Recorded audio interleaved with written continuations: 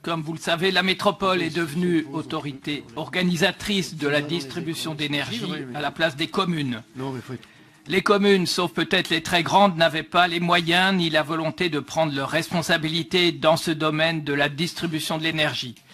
Elles laissaient faire les grandes entreprises dans leur exercice direct de la distribution ou dans leur participation à des sociétés d'économie mixte sans contrôle suffisant. Avec cette compétence métropolitaine, les pratiques peuvent changer et doivent changer. C'est aussi une transition de pratiques que nous vivons et que nous avons la volonté de poursuivre dans le domaine de l'énergie. La 21e conférence des partenaires sur le climat, il y a un an, a mis en évidence les enjeux planétaires qui se jouent autour des gaz à effet de serre, des énergies fossiles et de l'énergie en général. La France a adopté la loi de transition énergétique pour une croissance verte, avec des obligations de sobriété et d'efficacité énergétique et des obligations de développement des énergies renouvelables. Les régions se dotent aussi de schémas directeurs de l'énergie et poussent les territoires à se fédérer en territoires à énergie positive. Les lois sont votées par le Parlement, les administrations centrales les mettent en œuvre, la Commission de régulation de l'énergie joue son rôle de régulateur. Les entreprises industrielles de distribution exercent leur mission de service public avec les contraintes qui leur sont données, mais aussi les perspectives d'avenir qu'elles doivent anticiper, foisonnement et intermittence des lieux de production, gestion fine des réseaux et diffusion massive des outils informatiques et de l'automatisation de la gestion des données. Entre l'État et les industriels, notre établissement public, émanation des habitants du territoire par leur vote, doit prendre la part qui lui revient d'autorité, d'organisation, de contrôle, de gouvernance et d'anticipation. Il doit le faire en partenariat avec les acteurs de l'énergie, mais aussi en partenariat avec les représentants des habitants. Structures internationales, États, entreprises, collectivités locales, usagers, les partenaires de la transition énergétique. Et je dois ajouter ici, à Grenoble, les chercheurs qui contribuent à comprendre les enjeux et à donner les perspectives. J'étais ce matin à l'ouverture d'un colloque sur la presqu'île organisé par l'association Hydro 21 sur le thème du stockage de l'énergie et de la perspective dans la perspective d'une production massive des énergies renouvelables. Les idées et les études foisonnent dans ce domaine.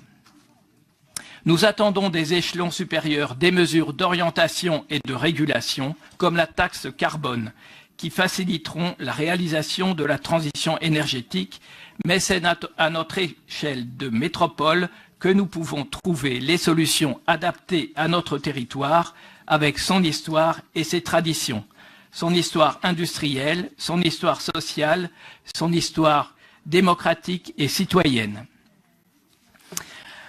J'avoue qu'en prenant mes fonctions de délégué à l'énergie il y a un an, je m'y suis un peu perdu. Comité de suivi de l'étude transition énergétique, conseil d'exploitation de la régie chaleur, comité des usagers du chauffage urbain, comité de pilotage du plan air énergie climat.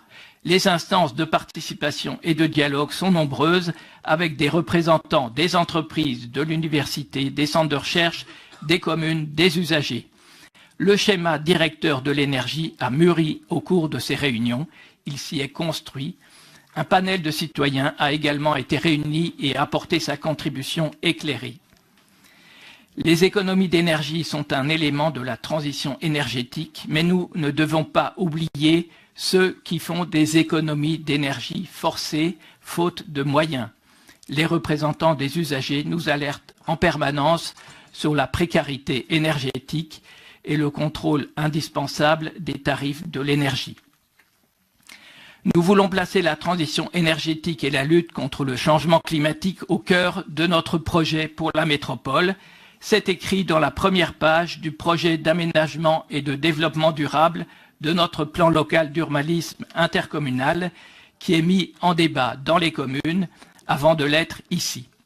Avec le schéma directeur de l'énergie, la métropole affirme son rôle d'acteur de la transition énergétique et prend ses responsabilités.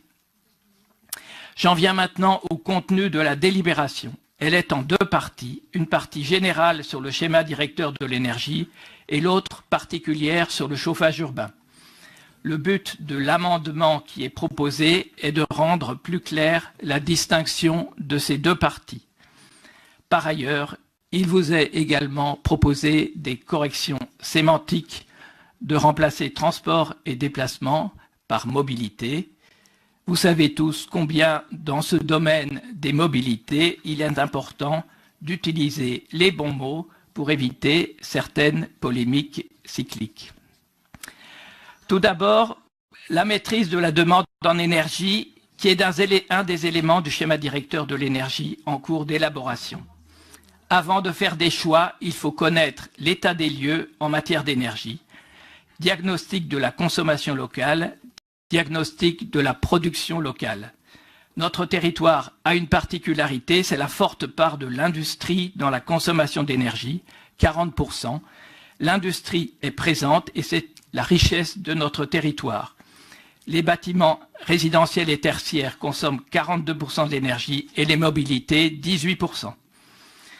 Les énergies renouvelables représentent 40% de la consommation d'énergie, avec principalement l'hydroélectricité, notre bonne vieille houille blanche, et le bois énergie, la houille verte des parcs naturels et des territoires qui nous entourent. Notre intercommunalité n'a pas attendu les lois récentes pour se doter d'un plan air, énergie, climat. Il date de 2005 et les chiffres récents montrent que la feuille de route a été jusqu'ici respectée, même si les premières économies sont les plus faciles à faire et même si le ralentissement économique est passé par là.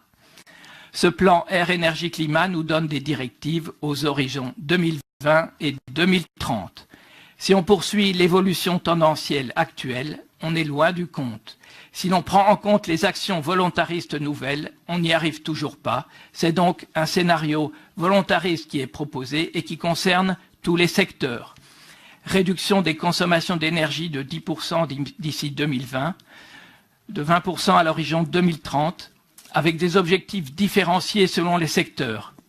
À partir de ces objectifs, nous pourrons calibrer les investissements à faire pour les réseaux de distribution. Une délibération sera proposée l'année prochaine pour dire comment s'organiser pour y arriver. Voilà pour le scénario de la demande. Comment, avec quelles énergies répondre à la demande ainsi définie, et aussi comment répondre aux objectifs de développement des énergies renouvelables du plan air, énergie, climat. Ce sera aussi l'objet d'une délibération à adopter l'année prochaine. Mais dès aujourd'hui, il vous est proposé un schéma directeur pour le réseau de chaleur urbain central. Les autres énergies de réseau, électricité et gaz, sont contraintes par les tarifs régulés et distribuées en grande partie par les grands partenaires nationaux. La maîtrise des choix par la métro, autorité organisatrice, est donc plus complexe que pour le réseau de chaleur. Et pour le chauffage urbain, l'échéance du contrat de concession mi-2018 nous contraint à définir dès aujourd'hui un scénario d'évolution. Nous parlons du réseau de chaleur principal et central qui dessert les communes de Grenoble, Échirolles, La Tronche, Le Pont-de-Claix, Saint-Martin-d'Hères et Hébin. Le deuxième en France après celui de la région parisienne et l'outil dont on dispose pour augmenter significativement la part des énergies renouvelables. Des scénarios d'évolution du réseau de chaleur d'ici 2030 ont été étudiés et évalués avec des critères environnementaux et économiques. Le scénario retenu est celui qui conduit à un optimum économique et environnemental. Il s'agit de densifier le réseau en raccordant les bâtiments en chauffage collectif à proximité directe du réseau. Optimum économique en ce qui concerne les coûts de fonctionnement et d'investissement, optimum pour le tarif, augmentation du taux d'énergie renouvelable sur le réseau et diminution de l'émission de gaz à effet de serre. L'investissement d'ici à 2030 est estimé à 20 millions d'euros pour les moyens de production et 86 millions d'euros pour le développement du réseau. Cela sans compter l'investissement de la nouvelle unité de production biomasse dont l'étude est en cours et pour laquelle on attend la réponse de la Commission de régulation de l'énergie quant au subventionnement. Si l'on tient compte en outre des coûts de gros entretiens et renouvellement, on obtient un chiffre de 10 millions d'euros par an, financé par le prix facturé à l'usager. Sur la répartition dans le temps de ces investissements, il est difficile de répondre précisément, d'une part parce que les investissements de fin de délégation de services publics sont en cours de planification. Et par ailleurs, pour le renouvellement de la centrale de la Villeneuve, les décisions et les montants vont dépendre des choix faits pour Atanor et du volume des déchets qui pourront y être transformés en chaleur dans l'avenir. Enfin, les années précédentes, les investissements étaient en moyenne d'environ 8 millions d'euros.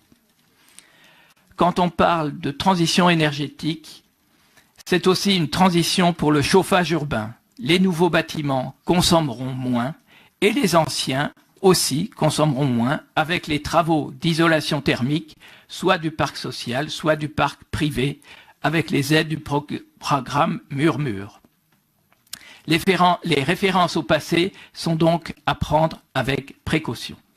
La transition énergétique, ce sont des adaptations à faire dans tous les domaines et dans les façons de voir les choses. Mais quoi qu'il en soit, pour atteindre cette optimisation, l'augmentation de la densité thermique du réseau est indispensable, c'est-à-dire la quantité de chaleur délivrée par mètre linéaire du réseau. Pouvoir raccorder des bâtiments existants à proximité du réseau et des bâtiments neufs. Pour cette raison, la proposition qui vous est soumise est ce qu'on appelle le classement du réseau. C'est une procédure qui encourage le développement des réseaux alimentés majoritairement en énergie renouvelable. Le classement d'une zone permet de rendre obligatoire le raccordement des bâtiments neufs et le raccordement lors du remplacement de l'installation de chauffage. Il y a dans cette procédure un certain nombre de dérogations. Par ailleurs, l'obligation ne s'entend que si le prix du chauffage urbain est compétitif par rapport aux autres énergies. C'est une motivation supplémentaire pour la maîtrise des coûts du chauffage urbain. Voilà ce qui vous est proposé pour le chauffage urbain et ce dont il sera tenu compte pour la préfiguration du service public de l'énergie et notamment dans le choix du mode de gestion du réseau central de chauffage urbain. Je termine cette présentation en remerciant les agents de la métropole pour le travail accompli depuis 2 ans qui permet d'aboutir à cette première délibération. Ils n'ont pas ménagé leur énergie et je crois qu'ils ont encore besoin de beaucoup d'énergie pour poursuivre et compléter le schéma directeur. Pas de transition en vue pour eux, pas de baisse d'énergie. Merci.